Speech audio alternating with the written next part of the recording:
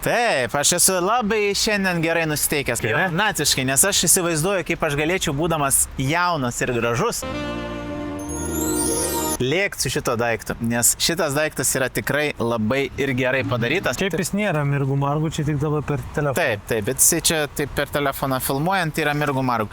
Turime spidometrą, kuris yra standartinis lygiai taip pat kaip GT73. Turim paspausti stabdžius, kad atsiblokuotų. Greitis, kokiu režimu važiuojam, koks yra max speedas ir koks kilometražas. Ponas Beverė. Mr. Beaver, Panašu, kad kažkokius nelegalius dalykus.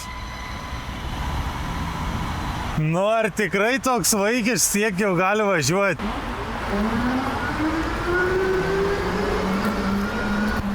Sveiki! 1000 vatų, bet 2000 nominali galia. O tai čia baterija, kas čia yra?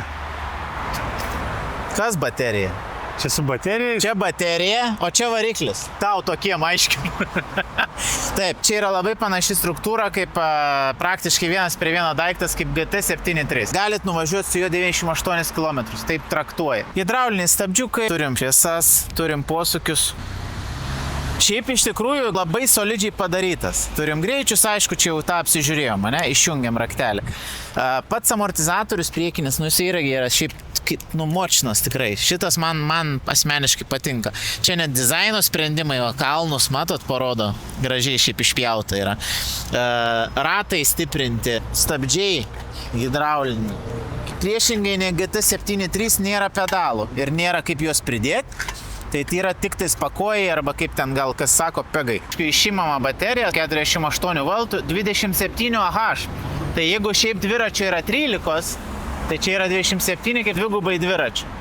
Purvo saugiukas vienas kitas nuo purvo, variklis galės be jokių grandinių persiduoda tvarkingai, nereikės labai daug priežiūros, visokie atšvaitukai, išjungimas, ergonomiška sėdynė, kur gali susėsti praktiškai 6 vaikai.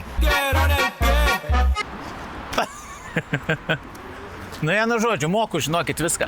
Dar širdį nesutema. Atvykstat, apsižiūrit, kaip ten, pasiemat, lizingiuką rašom, viską darom. Rasit kur? Man, kai sakė mano Maikė, kai susikišau nebe old money, bet šiaip taip nėra tiesa. Kaune, Vilniui, Klaipėdoj, visoje Lietuvoje, pat jis pats asmeniškai atveš, jeigu užsakysit.